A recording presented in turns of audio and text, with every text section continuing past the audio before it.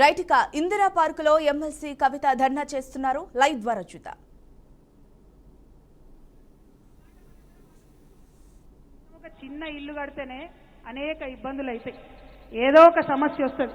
ఇంత పెద్ద ప్రాజెక్టు కట్టి 40 లక్షల ఎకరాలకు నీళ్లు ఇవ్వాలంటే చిన్న చిన్న సమస్యలు చాలా వస్తాయి. ఈ మేడిగడ్డ పిల్లర్ ఒకటి కుంగింది, ఇంకొక రెండిటికి పగుళ్ళు వచ్చినాయి. మరి రిపేర్ చేయొచ్చు కదా. రిపేర్ చేసి కేసీఆర్ గారు ఎట్లయితే 20 లక్షల ఎకరాలకు నీళ్లు ఇచ్చిండ్రో ఇవ్వచ్చు కదా. ఇప్పుడు ఈ కాంగ్రెస్ అధికారంలోకి వచ్చినాక 3 పంటలకు కూడా నీళ్ళు లేకుండా రైతులు ఎండబెడుతున్నారు. కేవలం స్వార్థం, కేవలం కుట్ర. మరి ఇదే మెగా కృష్ణారెడ్డి గారు 21 పంప్ హౌజ్లు ఉంటే 20 పంప్ హౌజ్లు ఆయనే చేస్తాడు మెగా కృష్ణారెడ్డి. మెగా కృష్ణారెడ్డిని కమిషన్ ముందుకు పిలిచే ధైర్యం రేవంత్ రెడ్డి గారికి లేదు. చాలా సిగ్గుపడాల్సిన విషయం.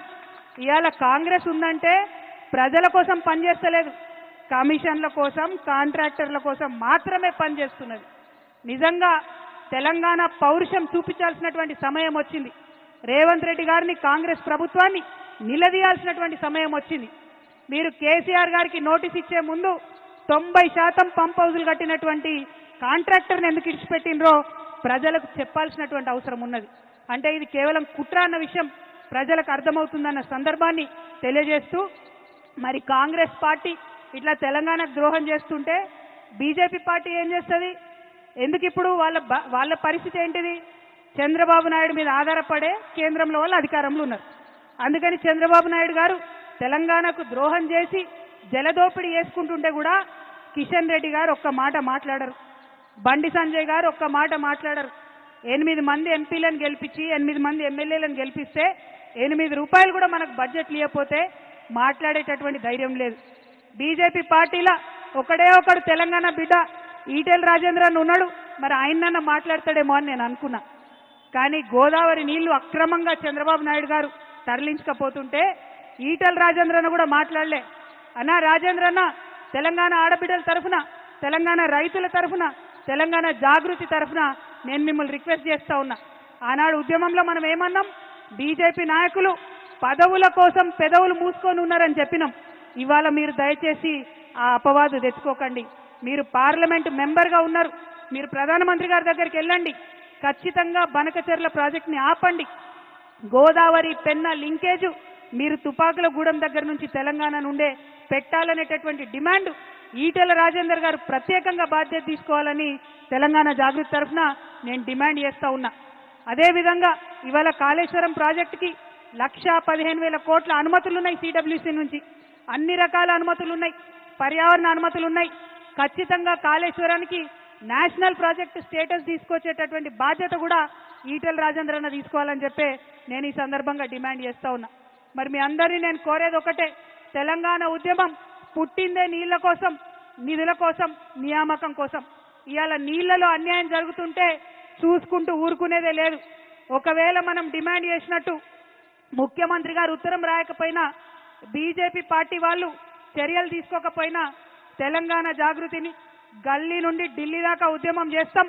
మన గోదావరి నీటిలో మనకు రావాల్సిన 1000 టీఎంసీలు వచ్చేంత వరకు ఒక్క బొట్టు కూడా బనకచెర్లకు తరలిపోకుండా ఉద్యమాలు చేస్తామని ఈ సందర్భంగా తెలియజేస్తూ, మరి ఇక్కడికి పెద్ద ఎత్తున వచ్చినటువంటి నాయకులకు అందరికి కూడా మనస్ఫూర్తిగా ఉద్యమాభివందనాలు తెలియజేస్తా ఉన్నాను. కేసీఆర్ గారికి నోటీస్ ఇచ్చిరంటే యావత్ తెలంగాణకు నోటీస్ ఇచ్చినట్టే అని భావిస్తూ, మరి కేసీఆర్ గారికి నోటీసులు ఇచ్చి మీరు ఇబ్బంది పెట్టేటటువంటి ప్రయత్నం చేస్తే మేమందరం కూడా ఒక రక్షణ కవచంగా వారి చుట్టూ ఉంటాం. కేసీఆర్ గారి మీద ఈగ వాళ్తే కూడా ఊరుకోమని చెప్పినాం. ఖచ్చితంగా అదే పదునైనటువంటి స్వరం వినిపిస్తామని ఈ సందర్భంగా తెలియజేస్తూ, మరి నీళ్ళిచ్చిన కేసీఆర్కి నోటీసులు ఇవ్వడం అంటే నిజంగా సిగ్గుపడాల్సినటువంటి సందర్భం. మళ్ళొక్కసారి చెప్తా ఉన్నాం, ఖబర్దార్ కాంగ్రెస్ నాయకులారా, ఖబర్దార్ ఖబర్దార్. జై తెలంగాణ, జై కేసీఆర్, జై జాగృతి, జై తెలంగాణ.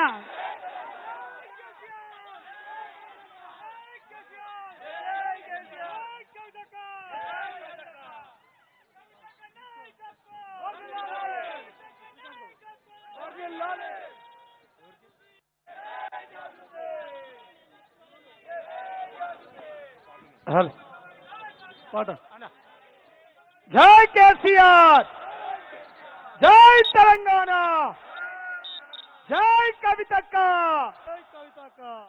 మానవతకు మారు పేరు కేసీఆర్ సారు. అవునా కదా? అవుననుకునేటోళ్ళందరం చేతులు పైకెత్తాలి, పిడికిలు బిగించాలి. జై కేసీఆర్, జై కేసీఆర్. మానవతకు మారు పేరు కేసీఆర్ సారు. మల్ల మల్ల రావాలే మనసు గల్ల మనసారు. పసిపిల్లల నుండి పండు ముసలోళ్ళ దాకా అందరినీ ఆదరించే ఇంటి పెద్ద